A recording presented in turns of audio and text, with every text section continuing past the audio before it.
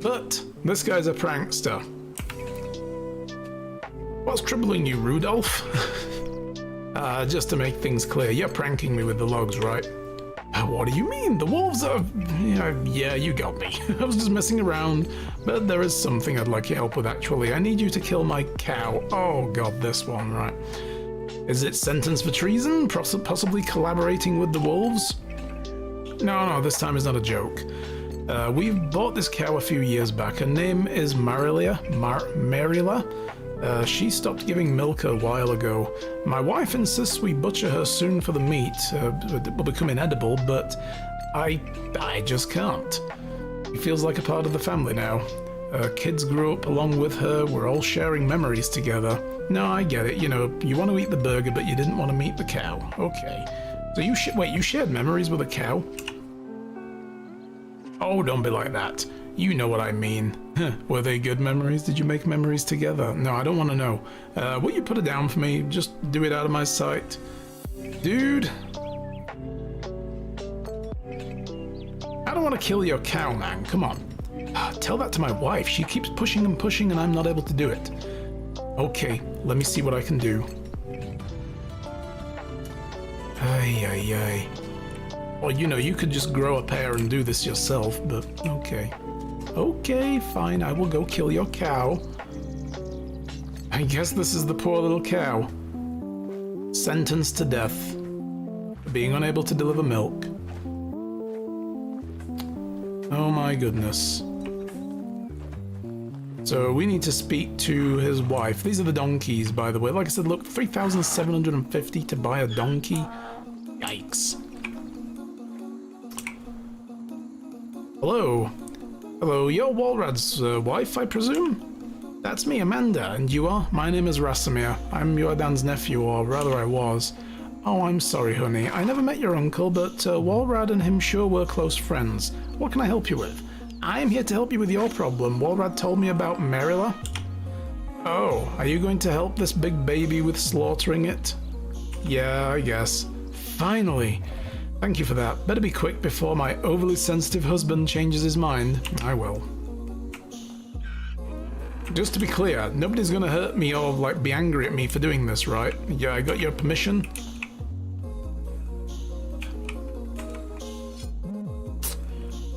Do we use the axe? Sure. Bonk. See, that was easy. Also, I'm not gonna skin. They want the meat themselves. They can do that shit themselves.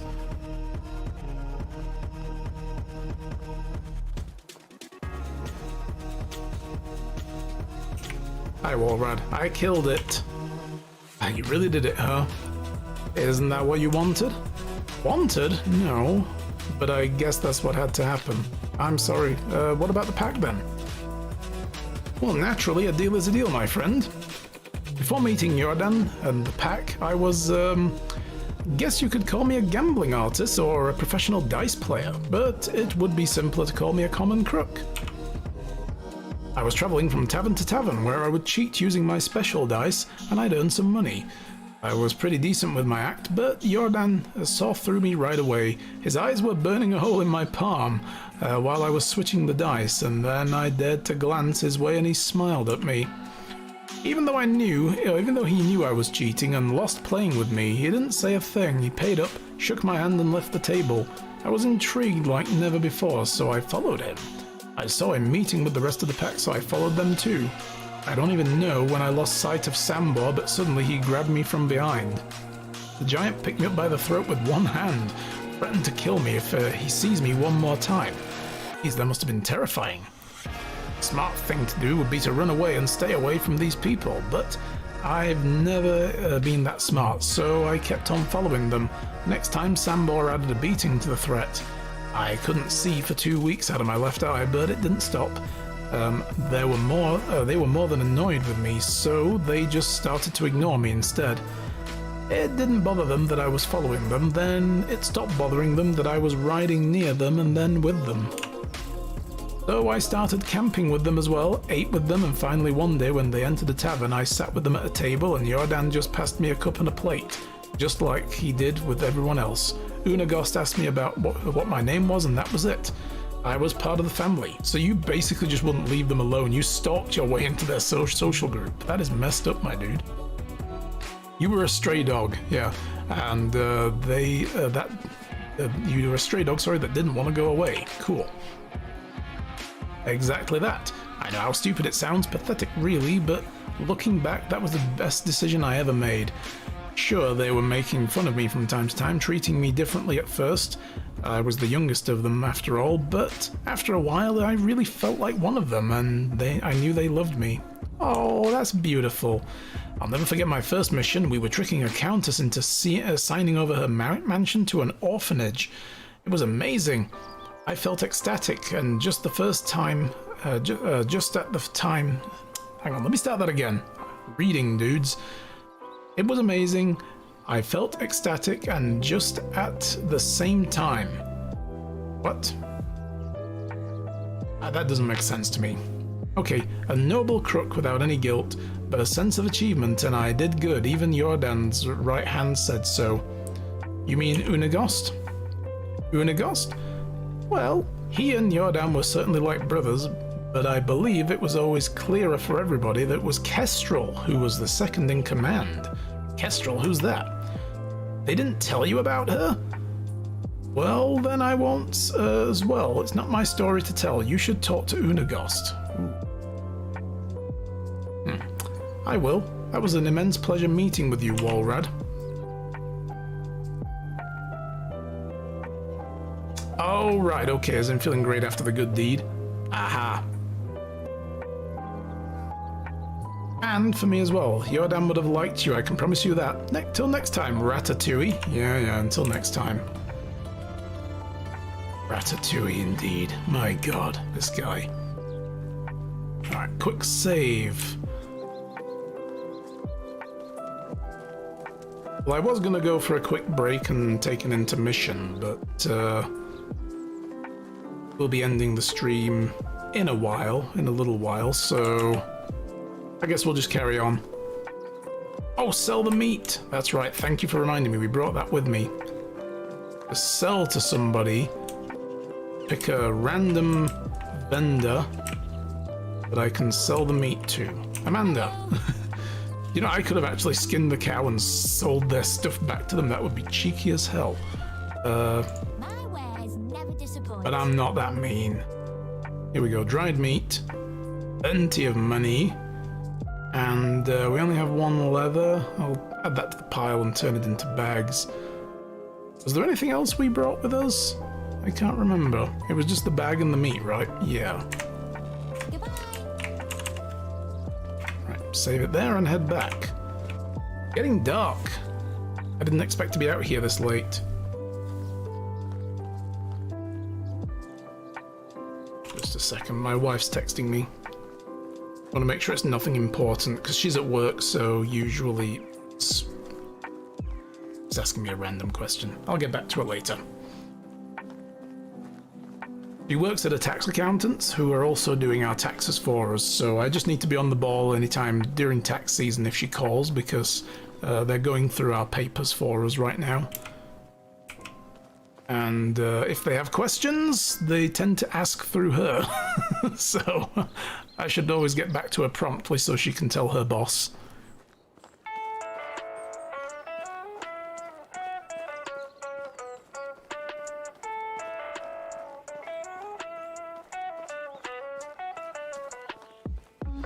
Okay, so we gotta get past these bandits, and they were basically like right here, weren't they? They're just across the stream from our town. It only looked like there were two of them, but one of them I think had like a cudgel or something.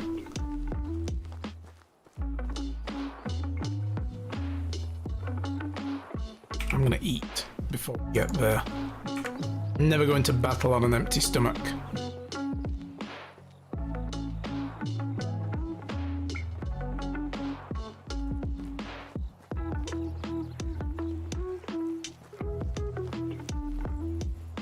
Of course, the other thing I could do, I want to fight them in daylight, not nighttime. I'll go around them. I'll cut through the forest.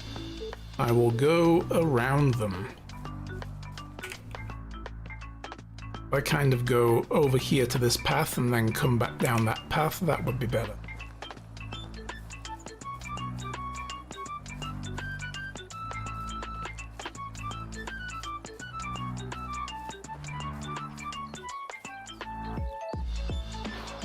And hopefully we don't run into either wolves, because there are some wolves in these woods, or boars.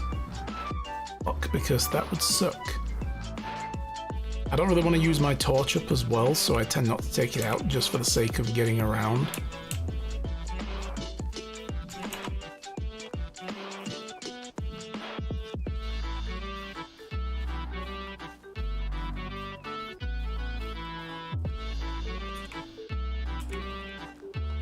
But of course, we'll go this way.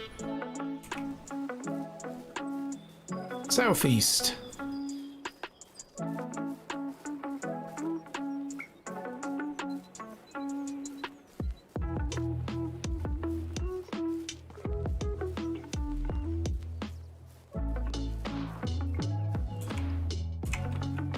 We can see their camp from here. It'd be over there somewhere.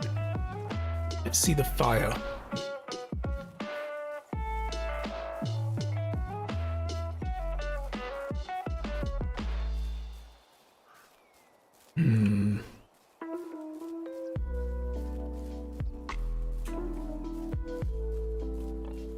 We're just a little bit too far out to see them, so welcome back.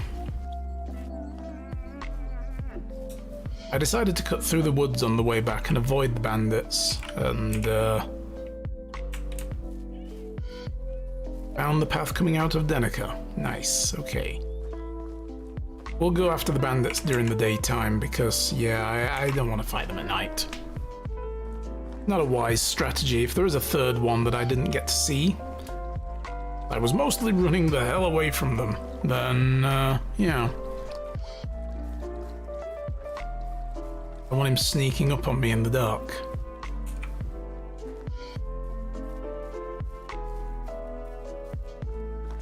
So what are we going to get for this quest on the big game?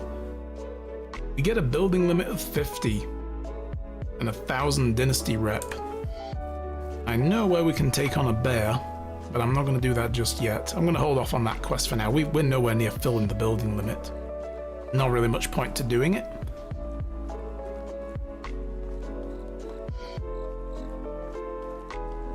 I think hold off on Unagost's story for now. Next thing we want to do is stick around town and finish building the smithy.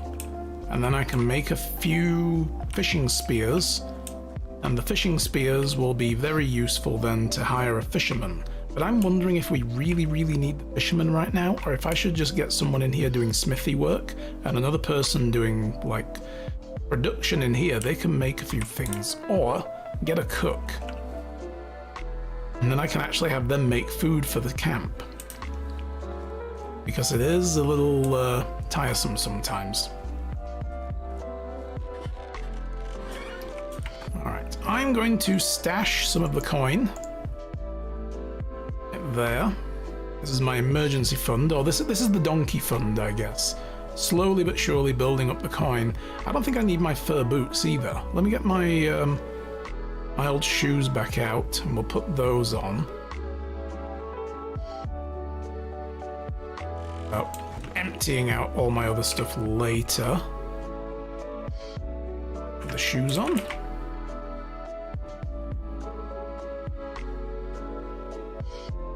Might slightly turn up the building limit as well. Yeah, it's tough at the beginning. Like, to get everything you need with the initial 5 building limit, it's like, wow. You know.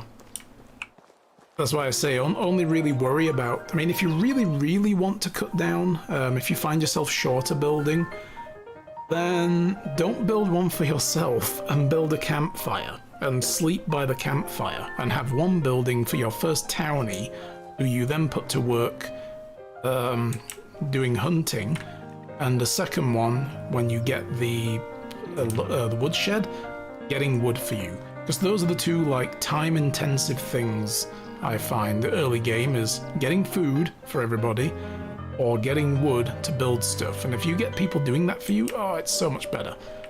You have so much more time in the day.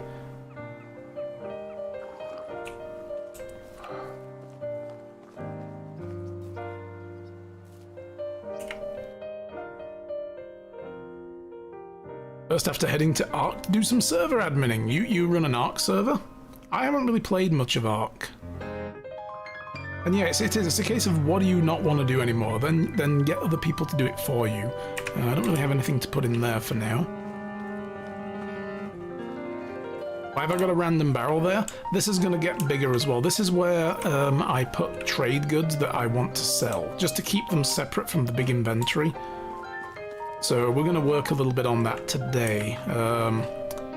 So let's see, we have a load of leather. And I have a few logs. I'm going to take 10 of these. How are we doing for other stuff? I have a stone knife in here I should put away, one that we found by the cart. That little bit of straw. One random ass stick. And I guess I'll stick that water skin in there for now. Let's see. Anything else we need to get? Nope. Before the woodcutter gets to work, I want to quickly craft a bunch of planks. So yeah, I basically, when I make goods or when I have dried meats and so on in big stacks that I want to sell, I stick them in that barrel for now, just to keep them out of the way of all the other town resources. So for example, I'll come here, make a whole bunch of buckets, and I'm going to go and put them in that barrel. And eventually I'll need several more. In fact, I might make a second barrel. Since I have a few planks, I think they take quite a few. They need 6 planks. I just used all the planks to make buckets, of course. I knew that. Alright, fine. So I can do that and that. You got 14 maps running with all active players on them. Damn! Clustered together and apart from one which is an overhaul mod, sorry, that would break the rest of the server if combined. Wow, nice. That's a lot of servers. So at some point when we get a donkey, I would probably put the donkey stall back here. And I was thinking that on this side over here would be where the tavern is going to go eventually. Like in this area. So the donkey stable can go back here. And then directly across from it is the workshops. That's kind of my urban plan. And then I can just bring the donkey over and fill the bags bit by bit. And it just kind of, yeah, makes a bit of sense to me. And eventually it won't be barrels, it'll be proper chests because they've got the most capacity limit. That last bit of leather away. Next thing I want to do is get the meats that have been stacking up and dry a batch of them and sell dried meats. How much water have we got? A little bit of water left. There's a bunch of roasted meat. And I'm gonna dry 70 of this. I really wish the kitchen had a drying rack in it though. It wasn't in the Hunter's Lodge up here, but oh well.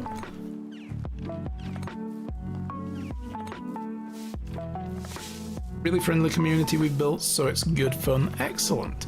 Do you happen to stream then as well, by chance? Just wondering, like, do you run this as like an online community? You don't stream it? Okay. Just something you enjoy doing then? That's good.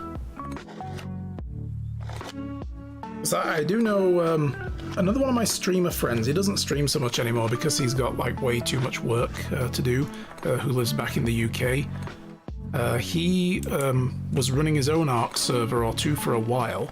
Last month he was running a Project Zomboid server for his community as well, and tries to stream every now and then. But he used to stream a lot more regular, and he did quite well actually for himself. He used to pull in a pretty good audience. But he originally started, I think he got started streaming more and more. He started playing like RimWorld was when things got pretty good for him. Because I was streaming my RimWorld series, he came by to check it out. because we'd gotten to know each other by this point, and he was like, I'm going to start playing this, and that became his thing for a while. He loved playing RimWorld. Let's grab a bunch of logs. I don't know how many we need for the smithy, so I'll just get 14 of them for now. You got over 5k hours in Ark. Yeah, I'd say you like the game. Excellent. Yeah, I tried a long time ago. They did it free on Steam for like a week, and I jumped in it for a little while and gave it a go, and I thought, well, that was cool, but I never went back to it. I don't know what it was about it, just didn't kind of draw me back in. But it definitely did some very cool concepts. I mean, I just love the whole, like, getting a bunch of dinosaurs as mounts and the like and training them. That seemed really cool. Let's get this last little bit of roof log in there first. Oh, there isn't a log requirement there. No wall in there. Excellent. Well, in that case, oh, she's, I was going to make some planks and make another barrel, but never mind. Put these back for now. Actually, how's my hammer doing? My hammer's not so great. I'll take a log back and make a hammer. Get all these sticks. Make a spare hammer. One of the things I'm wanting to do, I've never really done a lot of community building games here on the channel, right? I'm not a huge multiplayer fan, so I tend not to play a lot of multiplayer games, but lately I've gotten back into playing and streaming Guild Wars again. My wife and I, we've been playing Guild Wars for a few years. A friend of ours roped us into it and we really like it. And, you know, I thought to myself, well, why don't we stream the personal story with a brand new character all the way through to the end of Season 4, which was at the time the latest story pack. Now there's Icebrood Saga, there's Season 1 content they re-added, and there's also End of Dragons, which is the last and latest story expansion. But we never streamed past Season 4, and then she got a new job and didn't have time really for us to like get on voice and stream together, but it was also a case of we lived in 2 different countries at the time, back in 2020 when we first streamed it. So, you know, we would stream it like every Saturday we'd get together. It was super early, it was like 7 AM for her. So yeah, now she can't do that because she's working and then she's not wanting to be up at 7 in the morning. But now I'm living here with her in Canada. We could do it later in the afternoon or like mid to late morning. My stream time has moved a little bit since then as well, but that should be plenty of reads. But still, with her new job, it's too much, like, to just do overall. So now I'm playing, I've got back into streaming Guild Wars 2 just to play it, continuing on with Icebrood Saga with the same character, but just myself. But I do kind of want to, you know, make something of it as well, if I can. I built a guild, I set a guild up in the game for now, and it's just me in the guild so far, but I need to consider how I want to manage that guild and work it around the streaming, like with my community and so on, and see if anybody wants to join in and join the guild, basically. So we'll be doing that over the weekend, playing more Icebrood Saga. I'm thinking about how I want to, like, what do I want to do with it? Do I want to get the guild together every week, stream it, and, you know, do guild missions and the like? Or just run meta trains? You know, all that kind of stuff. You tried streaming a while ago. Oh, really? It's just not your thing, so you mod for people, play games and admin Ark servers. Excellent. I mean, yeah, you know, like, if it's not for you, then fair, you know, fair do, so be it. Okay, where would they be? The arrows, throwing stones. I like that we can't handcraft those, but we need a workbench. Here we go, fishing spears, linen threads, logs and stones. Yeah, we're gonna need linen threads, aren't we? And that's the thing, we don't have a sewing hut yet, which is something I was gonna build either back here. Like, I'm building all my crafting stations around the resource storage. So I was going to build the sewing hut there. We can't put anything there. Can't put anything there because of that rock as well, but I could try and fit the sewing hut in here as well, actually. And we do have plenty. Let's map it out. We don't need to specifically build it right now, and we have loads of building limits, so we could put the sewing hut right here. Let's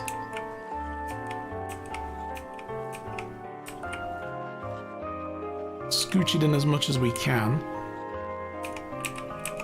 Then again, why don't we have a little bit of an alleyway between? So if I put it more like there, boom. And then there's kind of a cut through here to get around the back. I can put a sewing hut there in the future as well. But for linen, we need flax, and I haven't planted flax yet. And we should have planted it this spring, so you know, maybe a sewing hut isn't a priority right now until we can actually furnish it with things that it needs. Otherwise, we'll be running out and forever buying resources. But again, it's a case of, you know, if you can't make it, buy it in this game, right? So... Alright, so that's the smithy done. I kinda definitely want to get somebody doing that, though. Like, we have stone incoming now. Maybe I should go find that production guy and get him in the smithy and start having them make tools for me, because we have sticks and stones coming in at the very least. And things like the fishing spears we'll worry about later, I guess.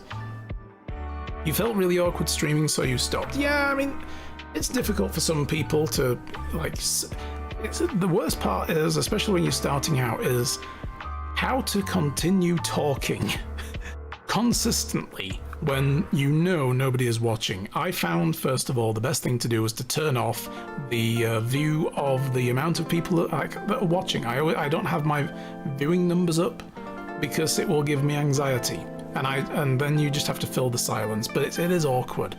It can be very awkward feeling. I personally have like a lot of social awkwardnesses, which is one of the reasons I wanted to stream, was to push past those, and I feel like I have done.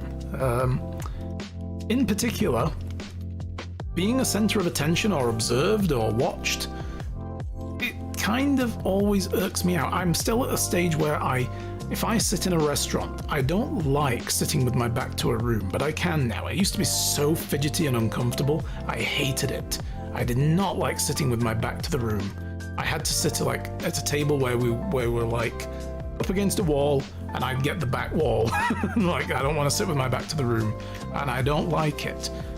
I don't like being out in large social situations, especially among strangers that I don't know. I'm very sociable, but I have to be among people I know.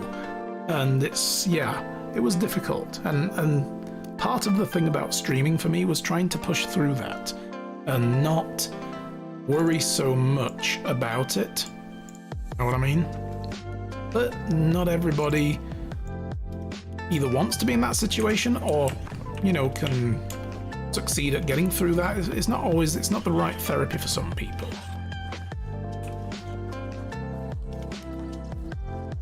You know, like, I'm firmly of the opinion, the slightly educated opinion, because I do have a degree in psychology as well, that there isn't like one situation that fits everybody, you know, when it comes to dealing with whatever problems they might have, right? Just because it worked for one person doesn't mean to say it's going to work for another person. So, yeah. Okay, let's work on this house first. Finally finishing these houses. And when we're done with these, we can rip the walls off of this and reset them to stone. So this house is empty now as well. But yeah, you know, it's like, ultimately, it's difficult to find what helps and what doesn't for different people with different things, because it doesn't work for everybody. Some people might find that, you know, exposure therapy, as they call it, is the best way to go. Like, just shock yourself past the problem. But for other people, that's just traumatizing as hell and shouldn't ever be done. Exactly. Many roads lead to Rome. Exactly. And Rome was not built in a day either.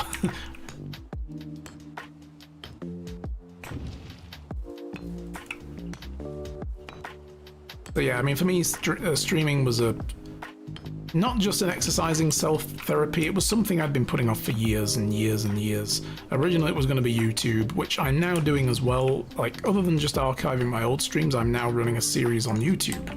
I'm doing Battletech, and I'm also going to be doing Motorsport Manager soon, because I don't really see a lot of either of those two things on YouTube. There is some content, like current content still rolling out for Battletech, but I don't really see anything for Motorsport Manager. There'll be some how-to videos and stuff, but I want to do like a full playthrough of a series, a season, as a manager of a motorsport team, making all the decisions, and I want to do, you know, like the management side of things in one video, and then the practice and the race in another one, and present it almost as though it were a sports show. And, you know, go from there. It might not end up being that. I need to sit down and figure it out, but it'll be interesting to do, and I'm looking forward to giving it a try. This week I'm going to do my test recording. Okay, so we have a few sticks and stones left. We should probably go and get another person, though, in town now, right? I'm going to put him in the smithy. We were going to do the fishing first, but I think the smithy would be better. And it was over here somewhere. What time is it? Getting kind of late already. I need to eat. Did I have some food? Mushroom soup. To sustain me for the rest of the day. Oh my goodness. Yeah, so, that house there has one space left in it, but it needs to be a guy. So we'll try and move a guy in there. We will get to fight those bandits at some point. We have about 3/4 of an hour left on the stream, so, and then I need to get out of here and get some work done on, again, the YouTube side of things. I've been having a little trouble with my video editor though lately as well. It's been running very slow. In general, a lot of things on the PC have been running kind of slow, and it's worrying me. I do not want to have to buy a new PC just yet. Spent so much bloody money. I mean, if anything as well, it would be galling to do so because I shipped it out here. Oh, and thank you for that new follow as well. Welcome to the channel. I'm glad you've been enjoying the show, and thanks for chatting. Appreciate it. It's good to get to know new people. But yeah, when I moved out here to Canada, finally, just over $2,000 in shipping costs to move everything, including my PC chair, my microphone and boom arm and stuff, a bunch of other peripherals, my PlayStation. Oof. To then get here, like I only managed to get it here by like end of January is when it all finally showed up. You know, because it was stuck in England for months. I was not happy. I shipped it out in November by air, and it got held up at the border in England. I'm like, what? It hasn't even left. I can understand it getting held up in the border coming through into another country because they're full and too much paperwork and we've got a backlog. But getting out, really? It wasn't a case of there isn't a slot available to put it on a plane. It was, no, UK border services, well, first of all, they went on strike. On and off, so they had backlogs and they were going on strike again in the build-up to Christmas, and they were going slow with their work. They had to approve the shipment out of the country, which I didn't know was a thing. And I was like, God damn it. And it sat for months and they didn't ship it out until like early January.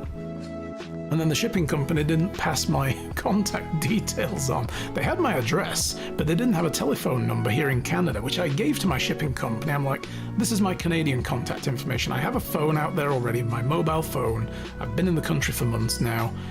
This is how they can get in touch with me when the stuff arrives, because they were supposed to deliver it to us and they didn't have that. A week later, I contacted them and said, I know the shipment has arrived in Canada now. Well, what's going on? How do I proceed from here? Because I don't know what I'm doing. And they were like, oh, sorry, your shipping company in the UK didn't give us the information. Really? Okay, so this guy has a 3 in production. We're gonna go with this guy. Hi, 23 years old. Come join my settlement. Damn right, it's what you were looking for. We will now give this guy, Sam Gost, this house here. move Samgost in that house, and I will give him a job in production, smithy. Oh, we need to give him hammers still, don't we? There we go.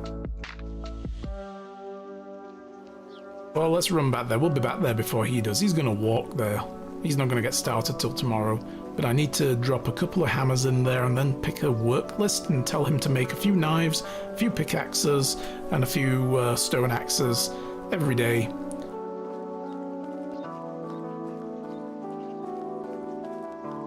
Yes, that's right too. Co-op is coming to Medieval Dynasty. I saw that in the news feed a few days ago and I was like, ooh, co-op you say? That could be interesting. Get a little bit more done building a town. Being able to cooperate with another player. I don't know if it's just going to be two-person co-op. I didn't really read the article too deeply, or whether it's going to be like up to 4 people, or... Yeah, we'll see. Right, let's pick a few more berries on the way back as well. We need to fill our second composter. The season is wearing on. But yeah, I mean, you know, going through all that hassle to ship my stuff here only to find out then that I know my PC is getting old. Old. It's like 3 years old. But it wasn't high spec when I built it either. You know, I built like a generation behind because of the cost. You know, it was like, great. Now 1080s are cheap because, you know, the 2080s are out. And I was like, I'm not going to buy one of those. I'm going to buy a discounted 1080. Because that's fine, and it's done everything I needed it to do, but, you know, unlike a 7700 Intel processor, and I've got 16 gig of memory with option to expand to 32 if I want. But yeah, I will eventually, and it's DDR4 memory, so I didn't cheap out, but I did build a generation behind, and now, well, we've had 2 more graphics card generations since. It will need an update eventually. Just don't want to do it right now, because otherwise I may as well have not shipped it out here and just bought all new components. You're running a 980 still. Wow, that was the card I had before this one. I did have a 980 Ti. And that was what I started streaming on. This is also where the survival sense, by the way, is very useful. When you're harvesting berries, you can just keep looking to make sure you didn't miss anything in the cluster of bushes.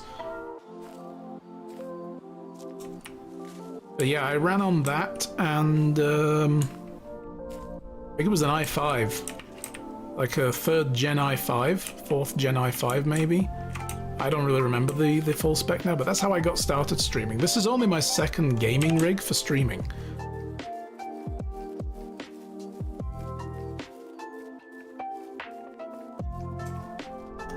When I built this one, I also got rid of the old case as well, and yeah, I just built up a whole new thing in a whole new case, mainly because the board I bought wouldn't fit in the old case, and the old case was a beast to begin with. It was pretty big. It was a really big Cooler Master case, but now I've got a Corsair. It's got like 5 fans in it and a water cooling system. Got your SSD gifted to me by the owner of the Ark server as an appreciation. Oh wow, that's nice. And also to help load the maps quickly, yeah. I mean, that's the thing, right? You know, people can support you doing these things. If it all goes back into what you're doing, that's great. That's what I want to do with my streaming money. You know, like, everything I get out of this, business-wise, when I have money to burn, I put it into something. In fact, my next want for the stream, but it's a pretty expensive want, is to get a Stream Deck Plus. I have a Stream Deck, but I want to get a Stream Deck Plus. So I think at some point I need to sit down, price them up, look at what money I have, think about the difference, and then set a stream goal up. But yeah, everything that comes to me, like anything I spend out of my stream money, is always going back into the stream. I also want to get emotes sorted out, so I need to sit down with the emote artist and be like, okay, I have more spaces because they added a bunch a while back, and then I moved here, so I didn't bother doing anything about it. Now I'm back. Now I'm streaming again. I spent nearly a year not streaming. I need more emotes. I need some animated emotes, yeah. The Deck Plus I want because of the volume slider buttons and stuff, and the knobs for like being able to handle some of the production for the audio without needing to alt-tab out and mess with volume settings separately. You can do that on the Stream Deck now. They added a volume center, but I don't like the fact that it's still push buttons, you know, that go in steps. I want to fine-tune stuff. And it does look really good. Got to play with the knobs, yeah, that's exactly it. I would you're going to fit in well here with this sense of humor. Yeah, that's exactly it. I just want to sit here on stream and play with my knobs. You know, what's wrong with that? Nothing wrong with that at all. We need more food as well, but first I am going to set this. God, this is the thing, this list I would like to be able to filter. I could. He's gonna need to make a little bit of a hammer every day, but he needs a hammer to make a hammer. But from what I remember, setting this up before, they don't really go through the hammers very quickly, so wooden hammers. So setting like 20% of a hammer every day would be fine. Stone picks, on the other hand, maybe let's have him make half a pick. Now I know the axes. Oh man, I need him to. Oh, he can make hammers without needing a hammer. Oh, that's okay then. Well, I don't want him to get started in 5 days. I want him to get started now, so I'll make him a hammer. In fact, I'll go do that, and then I can actually get a view of what I'm setting.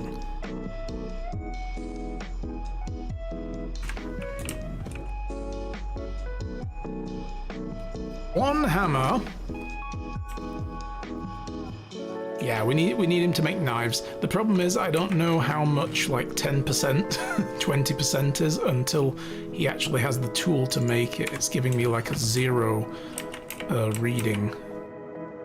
So I'm just going to stick that in there, and then I can find out what we do. So yeah, stone picks. Now it's telling me stone axes, 7%.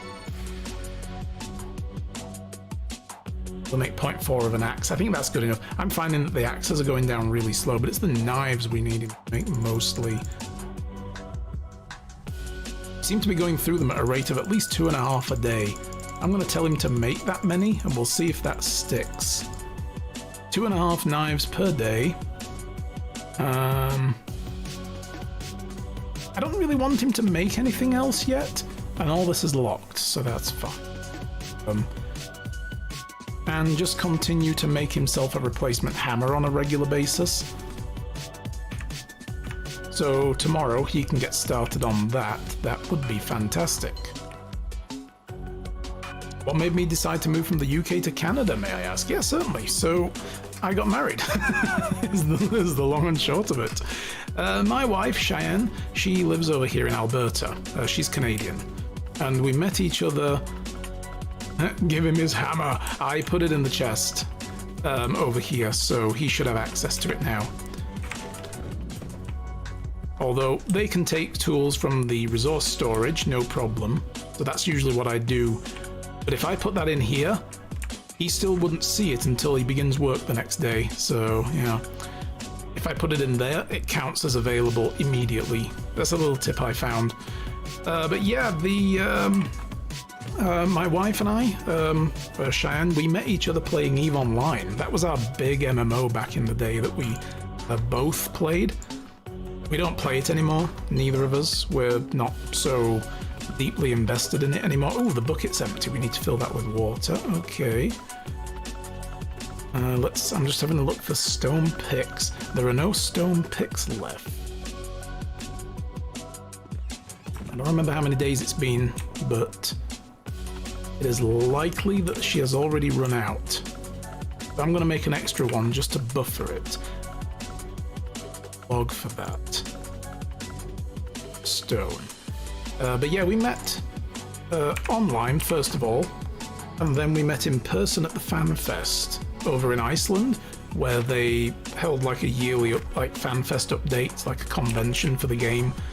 And we met in 2010 in the game, and then 2011 she went to the Fan Fest for the first time and stayed in the same hotel as me.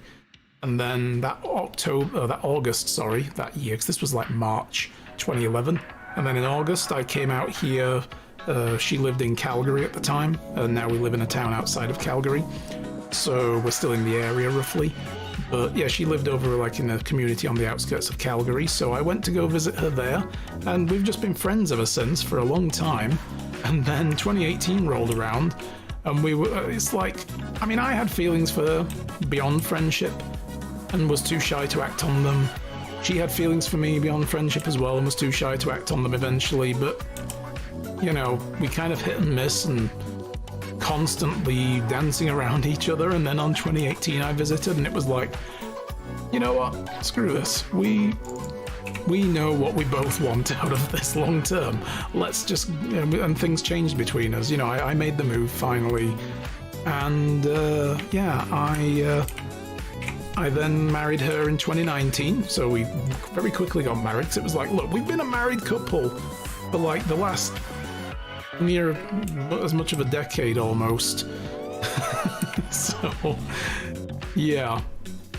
And it just went from there. And then COVID hit, and all the borders shut around the time we put our application in for me to move. But that sucked. Kept us apart for a while. To renew my food. I should probably make a bunch of food as well because we're running low. Stuff. Worry about that tomorrow when I can be bothered. I just need to eat for now because I'm hungry. Meat with gravy and a potage should be more than enough. Do I have any plates and stuff that need to be taken out of here? This is one of the downsides of not having an actual cook. When people eat the food off of the plates and out of the bowls in the town, they put them back in here. But I need them in my inventory whenever I cook meals. So I like to stack them back over here every now and then, like occasionally bring them to the food storage. But if you leave them in the food storage once you employ a chef or a cook in the town, then they won't use them here because they're in the wrong storage type. They don't see them when they come and get the other stuff. So you have to put everything back eventually. But now I just like to keep it all together so I can hop out here and do whatever. A little bit more inventory cleanup. Did I make bags and not put them in here? I think I did, right? I didn't make the bags yet. So yeah, we had to wait with the immigration. 2021, they finally got back to work because the borders began to open up. And they started processing my permanent resident application and her sponsorship of that residency. And 2022 rolled around and they finally finished my application and sent me the paperwork. And they gave me 7 days to move to Canada. You can believe that. Because my medical certificate was almost ready to expire by that point. But they printed the documents nearly 3 months before. You know, my medical certificate would expire on the 24th of March. And they printed my permanent resident confirmation documents on the 6th of January. And they didn't tell me that they were getting ready to send me anything. And they didn't tell me it was a confirmation of residency either, just... Oh, what am I even doing here? This is the wrong place. They didn't even tell me it was a confirmation. They just said it was a decision envelope. That could have been a rejection for all I know. So there's no point in me making any plans. The most plans I made at that point was to empty out my rented house and stop renting the place, like handed my notice in to my landlord's agent, and move back in with my parents in like late 2021. And then I was like getting rid of more stuff, ready to move to Canada. So yeah, that was as much as I had been able to plan ahead, and just slowly but surely thinning out all my possessions. see, what do we need to do? We need to finish this house when we have some more spare stone and then do this one. Cool. And yeah, like I said, that's basically it. You know, they sent me the documents on the 17th of March, they arrived. And I was like, I've got 7 days to move to Canada. Are you kidding me? So I couldn't arrange shipping. I couldn't even arrange... Wow, are they squaring off? What is going on here? Or are they just whispering? They're gossiping. Okay. I thought they were like forehead to forehead, like, you want to go? Let's go. Come on. Bring it. Oh, I'll bring it. You bring it first. No, I'm going to bring everything. And like, yeah, what you got? You got nothing. Come on, come on, come on. Guys. Just, look at them. Jesus. They are really in each other's face. So yeah, I had 7 days to move and didn't get to do anything other than pack suitcases. 5 days later, I flew to Canada on my birthday. I turned 41 and flew to Canada in the same day and got my residency approved at the border. And then I waited here for my permanent resident card.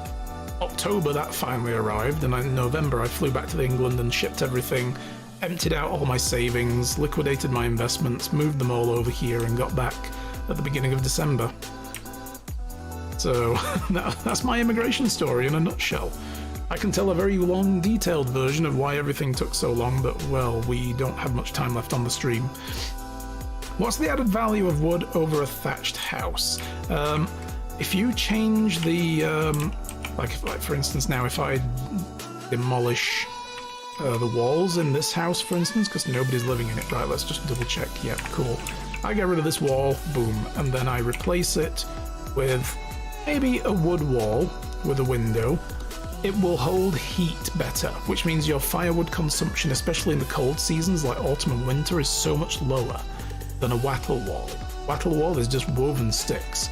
Log walls will hold the heat better, and stone walls will hold the heat even better. Also, they're more durable. You don't need to repair your buildings as often. So that's the value of building them out of more robust materials, because eventually, you know, if you bring, again, if I bring the hammer up, right click, get the repair mode up, I can see like whether anything needs a repairing, but they'll be more durable. Like this is 99% still. I think these houses were built roughly the same time. This is 93% on this wall. 98%, 96%. And this house, I think, was built at exactly the same time as I finished renovating this one. So they wear much better. I do need to change the roofs eventually. I usually go with plank ones as my next type of roof over thatch, and they will retain heat better. Well, I think the roof is probably more valuable in terms of retaining heat than the walls. I'm just skipping ahead to stone because I figured, well, why not? It's 8 stone per wall versus 4 logs or something, 6 logs per wall for a log wall. Let's have a look.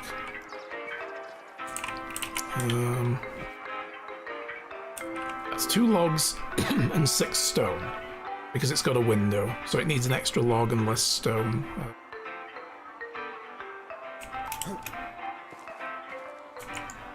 Let's just do it here, actually. So this is going to be let's just do a stone wall comparison to a wood wall. 4 logs, 1 log, 8 stone. And I find it's probably better to get, like, the stone seemed easier to gather this time round. I usually always went with logs, but I always find it very laborious, I guess. But yeah, eventually we'll need to I'll do that in the daytime when I can see what the heck I'm doing. Put it back into build mode, and I've got to do the fence around the farm as well. We got so many buildings that need building. But I think before we finish for today, I need to go then and do my editing. We've got banditos on the road. They need taking out. 2 combat encounters in a stream? This is supposed to be Mellow Monday, not Murder Monday. I'm gonna go look for those bandits, and I'm gonna ask them kindly to leave. I'm going to tape a message to these arrows, etch it into the shaft of the arrow, saying please leave the valley, and then I'm going to send the arrows to them at high velocity, just to make sure they get the message quickly. Do bandits raid the villagers? I don't know, actually. I hope not. You can build a palisade wall. It is one of the decorative things you can do. I'm sure under... How is it under fences? It's under fences. Palisades. You can build stone fences as well. I need 5,000 tech points. I need 2,500 for the palisade. But I don't know if that would stop them from raiding. There's definitely no, there's no, like, ability to create a military, you know. Here's the camp. Look, I see them. I'm gonna go into first person for this. Hi, guys. What's up? In the balls! In the heart! Oh, I missed him. Boosh. And down he goes. Run away! Yeah, like you can't arm town guards, for instance. You want some of this? Ah, I made him drop his thing. Shoot you in the butt. Coward! I missed him. Oh no, he picked it up again. Boom. And there we go. Here's a wood spear. Let me get my arrow back. Apple. Cheese. Ooh, this guy had money on him. The other guys didn't have money. This is better. These guys had a better time of things. Oh, he's twitching. Gross. They're twitching. I don't want my bodies twitching. Weird. Oh god, okay, back into first person. This guy's on top of the arrows. That one. And... oh man. I want my arrow back. Well, fine.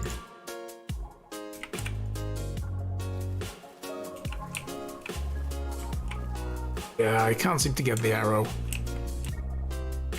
Man, the copper arrows, these are my good arrows. Well, I whiffed a couple past them.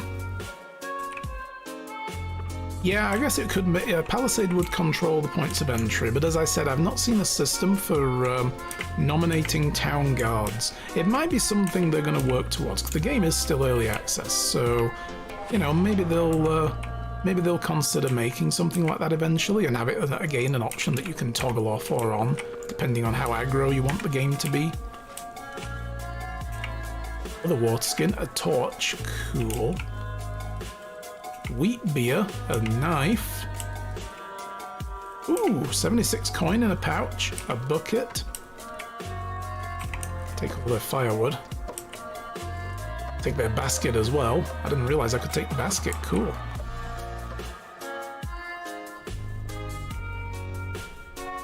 I think I got all the arrows that I missed. Sweet.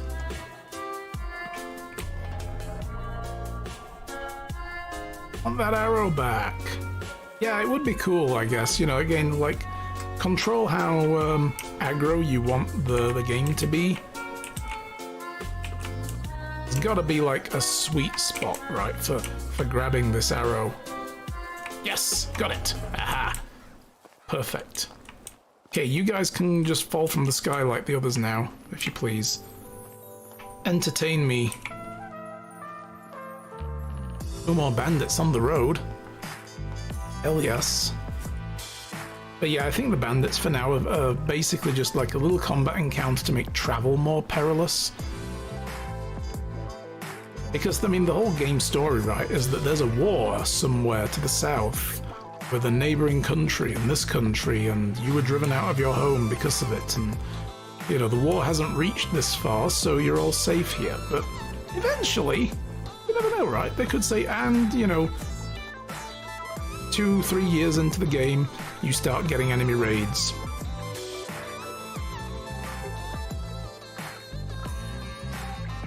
But yeah, that would be interesting. if a little difficult. It would add some difficulty to the game. Because right now, it is just, as I say, a more chill vibe. Let's see.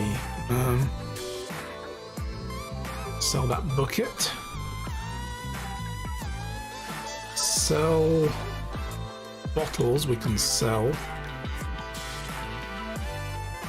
That was roasted meat.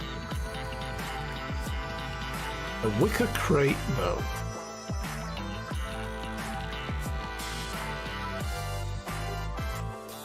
Yeah. Alright, that's what we're gonna do. Alright, so the blacksmith is working. Nice. Let's have a look at his rate of consumption of materials.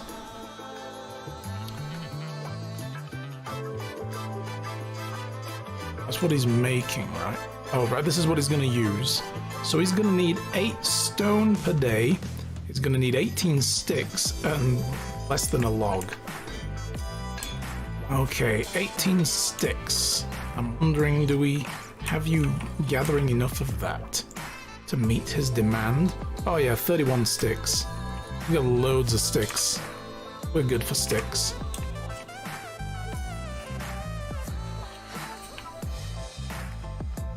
So we have a durability of 40 on our last pickaxe. So that's the one we just made, I bet. So I needed to make that. That's good. And they're making 31 stone a day. We just told them to 100% work on the stone. Just do nothing else. I don't really need clay right now. We can't make pottery until we upgrade this stuff, so... Alright, I think... We'll just have to keep an eye on this and see if we get more pickaxes, and the better, you know, they become at their job, obviously. The happier they are, the more productive they will be, but if we end up getting a surplus of pickaxes, we can tell them to make less, that kind of thing. So we'll just keep an eye on that stuff, and he'll just deposit all those in there for me, no problem. Yes, Garcet, build up walls, guard towers, ring the bell to make all the players take arms, trained archery, pick up bows, go into the towers. Yeah, like, you can make archery targets, but that's just for you to sort of fiddle about with, right? You know, you can build one of those. 3 logs, 20 straw, and you can put an archery target down, and when you fire arrows at it, it will tell you how far away you were and how close you were to the bullseye. So, yeah, by giving you like a score. But it's really just meant to train you as the player. Okay, we've got a message here, actually. Something is missing. One of those. Hunting probably has no tools, yes. We probably need to make a small buffer of knives just to kind of offset the daily use. It's like if they're using 2.5 a day and we're down to none already and we're waiting for this guy to make 2.5 a day, it would help if we had a few just to get started.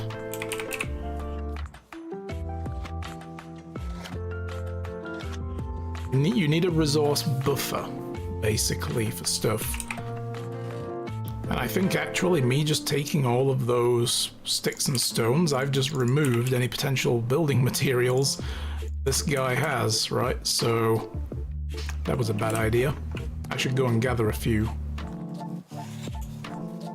Do some manual gathering.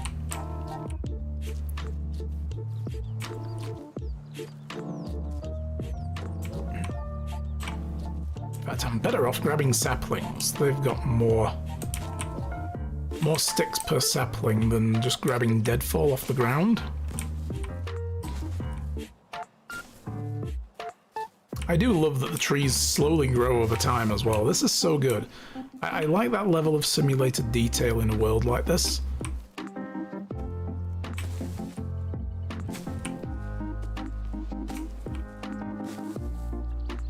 But I'm gonna grab all of these. Just give my guy, you know, a buffer of like 40 odd sticks. Grab some stone, why not? Just to give him stuff to work with, otherwise then he runs out of materials as well. And that's the thing you then need to be mindful of when you're running around using any of this for building your own stuff, is Am I taking stuff away from my crafters? They need all of this, otherwise they grind to a halt, and you can actually really screw up your production chain. There's a stone. Another one. Loads of stones over here.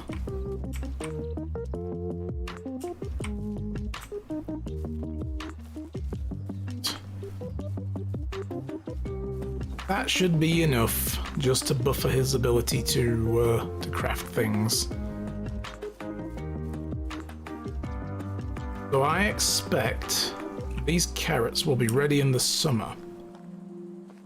The cabbages and the onions are going to be the autumn, and I think possibly the wheat field will be in the summer. Let's talk to Wifey. Hello, Wifey. Hello. Want something to eat? Nibble on? Eat this. She gave me an apple. Thank you. You well, my love? I have plenty of apples, but I'm going to eat the one she gave me because it's nicer. There we go.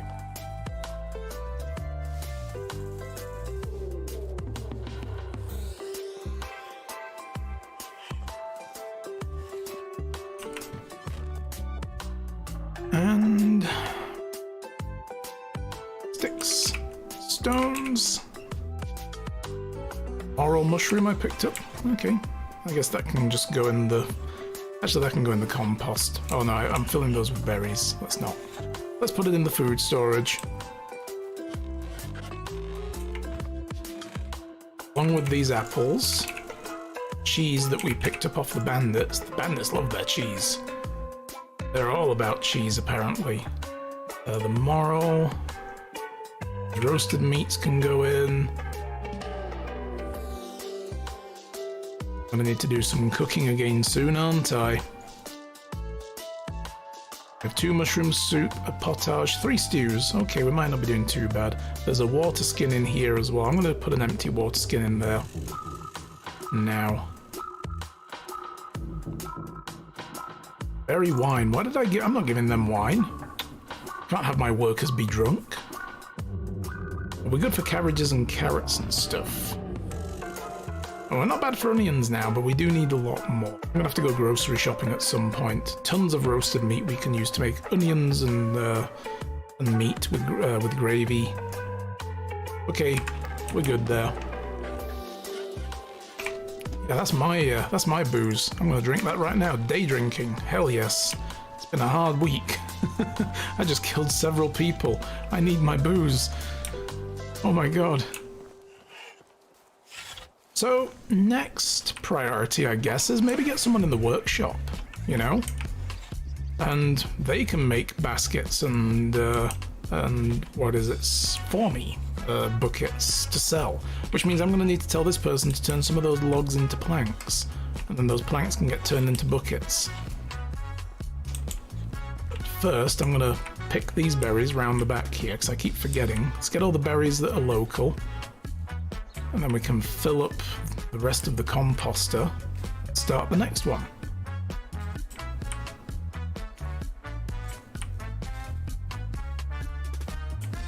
We have not even done a single quest. Spring is a very busy season, I find. Because yeah, I'm busy then doing this all the time, wanting to fill my composters with vegetation.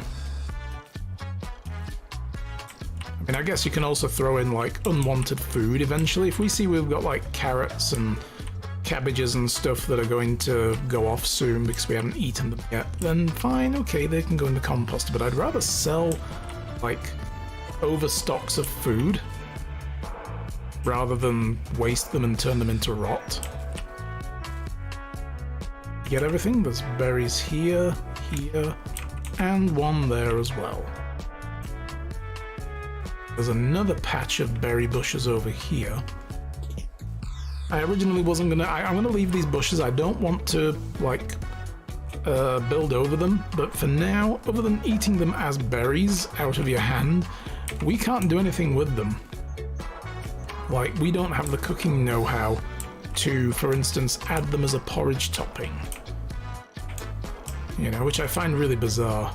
The concept of taking berries and dropping them on top of oats that have been boiled in milk Nope, can't think of it. It's just something that does not exist in our world yet. And won't do until we become basically close to being a master chef. Because that's fine cuisine right there. I do feel that, you know, and I've said it before, but I'll say it again and loudly as well, in the hopes that the developers might rebalance the way the game works with the technology points, but I do feel that some of the recipes, like flatbread, bread, one of the oldest staple foods in the world, one of the simplest and oldest forms of food, and yet we can't make any of it until we've really done some grind on our food production. We need to get more production points in order to know how to make a basic flatbread. And that's kind of silly to me. That really is silly. But, you know, okay. Game's in early access still. Anything can change. Alright, speaking of, let's do some cooking, because we do need it. Like, the berries, for instance, are useless to us until we can make berry pie, as another example. Want to eat. Do we want to make potage? Maybe. Let's just take everything. Take all the raw meat. Oh, what did I just do? There we go. And take some of this roasted meat as well. Let's take it all, and then he will use up the oldest stuff before he uses any of the new stuff.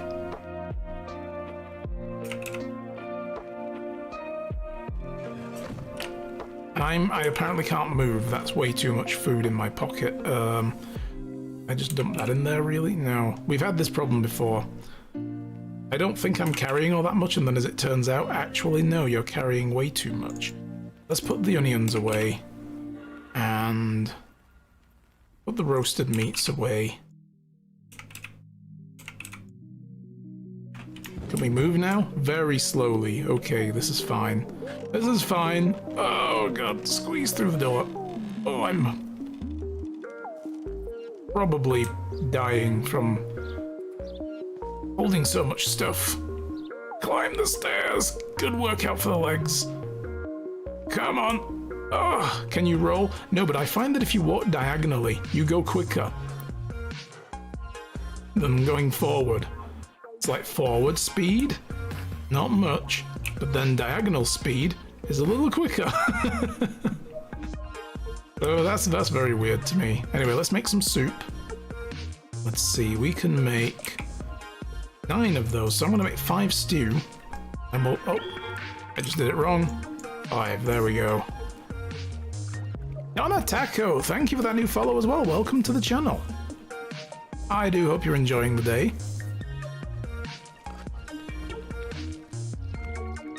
Right, so that's 5 stews and 4 potage. Perfect.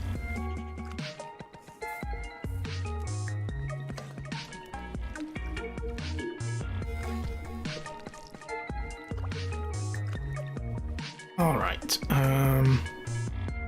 The other stuff. Ooh, diagonal walking. So guys, if you ever need to get anywhere quick in your day, walk diagonally. Apparently. That. And let's get rid of the raw meat for now, because we do need to do something with it soon, but not yet. I'm gonna throw all the potage in here. Put all but one of the stews in, I'll eat that one. I have a bunch of empty bottles. Okay, now we will take the onions. We probably can't make too many of these anyway, so we don't have a lot of onions. We'll probably be able to make like 3 at best. Yeah.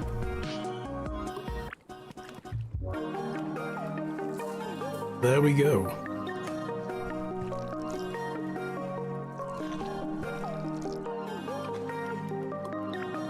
Yeah, we need to go grocery shopping and buy some more onions. I can't really wait till autumn. When we will actually have a harvest of onions, so put all the meats with gravy in there as well. The rest of the roast meat, and now I will eat.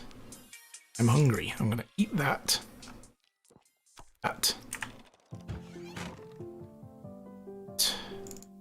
Bowls, the plates back. Here for now. These bottles can go in the barrel outside to ship out. And meat. 50 meat.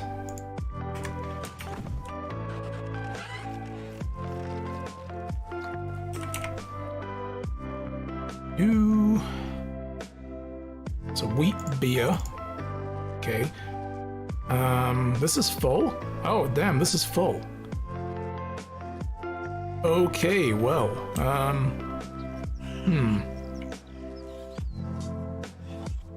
Let's see. 6 planks. 6 planks.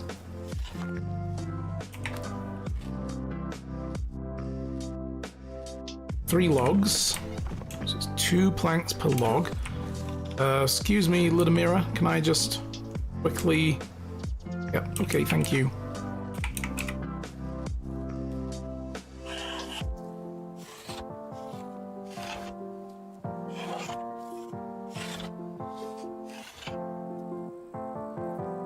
Okay. Alright, Ludmira, you can... Well, she gone. It's over... What? She's just walking off into the woods? Okay, fine. She's like, oh, you don't want me to work here anymore? Okay, I'll go bugger off and be somewhere else then. Like, no, you can come back. Let's put this barrel... Oh. And we have little sundries and bottles. Anything else in here we want to sell? The firewood, I'm still carrying around this bloody firewood. This can go there. Anything else needs to go in here? Those sticks. Those and the torch, I don't need that. Just trying to clean out the inventory as much as we can.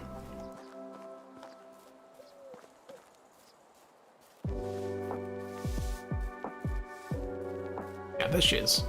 Oh, no, that's not. Got my hunter. Look at her. She just walks off. They just leave. They get highly offended if you ask them to please, you know. Oh, wait, no, she's actually gone out to go chop wood. That's the first time I've seen this happen. Does she actually bring the tree down, or is she just generically chipping away at it and generating wood? I don't think they bring the tree down, do they? First time I've actually seen an NPC go into the woods and chop wood. Interesting. It always used to fascinate me how they somehow generate logs by just standing in the woods, the wood shop and using a plane on a log that is already there, and somehow that created more logs. Whereas your hunters, you can actually see them going out and hunting and shooting at animals, which is actually kind of cool as well.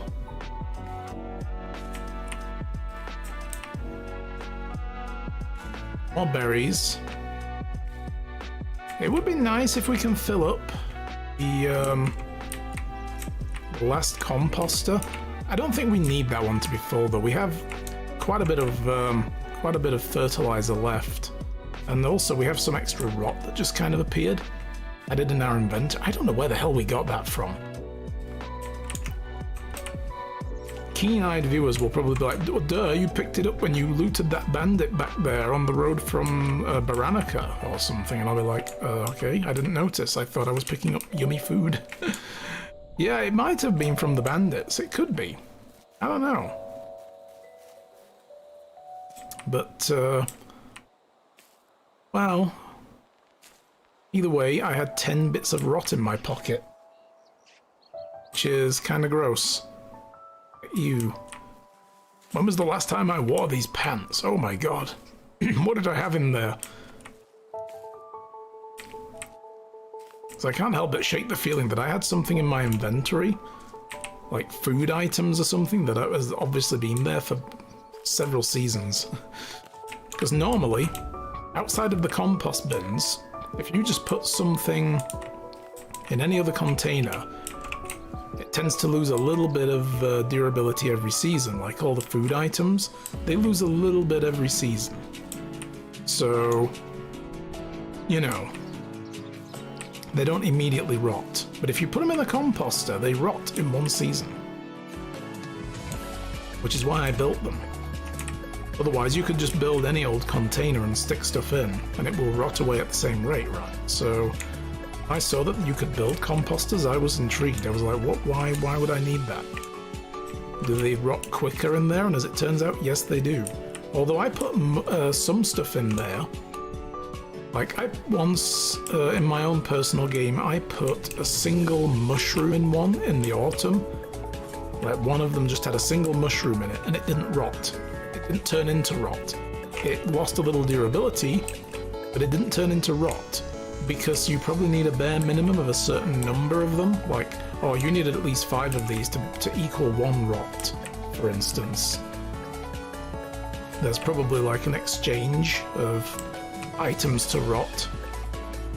So it didn't actually decompose into a complete rot. It just lost like 12.5% of its durability. And I was like, okay.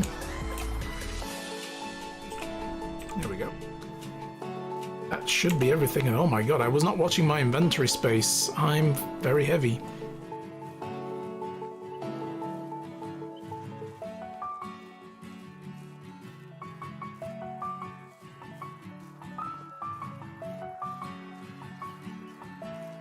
I think this is going to do it for the day because it's getting late. I was hoping to do a little bit of building before we finish, but we had to go kill bandits. And then we got sidetracked with a few other things.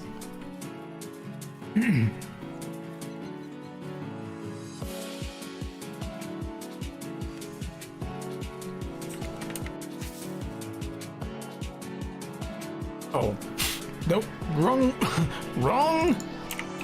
There you go, that way. Okay, I have a little bit of extra berries left. I'll put these in the, I'll put them in the barn actually. And then next season, when they've finished decomposing, I can put them in and get a little extra bonus rot. Nice. That calls for a beer, I think. Eat beer. That gave me a little bit of poisoning. Ooh, I don't think it was bottled correctly. Whoa, it's a little sour. Nothing worse than when you open up an ale, crack the top on it, and then you get this like cheesy, horrible smell coming out of it, and you're like, ew, it's soured in the bottle. That happened once or twice. Okay, what are we missing now? Something else is missing, and I gained a skill point. I forgot about that. I will, take Survivalist for less food and water requirement. But yeah, we're missing something. Sewing hut. Well, that's not built yet, so we don't need to worry about that. Smithy is fine. Farming. Hunting lodge. Maybe it's just because I haven't built the sewing hut, that's why there's an alert. Or, no, it's the excavation shed. They've run out of tools. Okay. So that tells me we're not producing pickaxes fast enough. So before I forget, since we're at the end of the stream now, with this evening closing out, I'm going to come here and I'm going to increase the pickaxes to something like, you know what, just one a day. Just make a pickaxe every day, and we'll see how quickly they stack up. And we can work it out from there. Yeah. Need to do a day where we kind of, whoa, What the hell happened there? Everything, I don't know if you guys saw that, but everything just went black. Save the game. No, that's a bad sign. I think that's the game telling me it's time for me actually to get out of here anyway. So,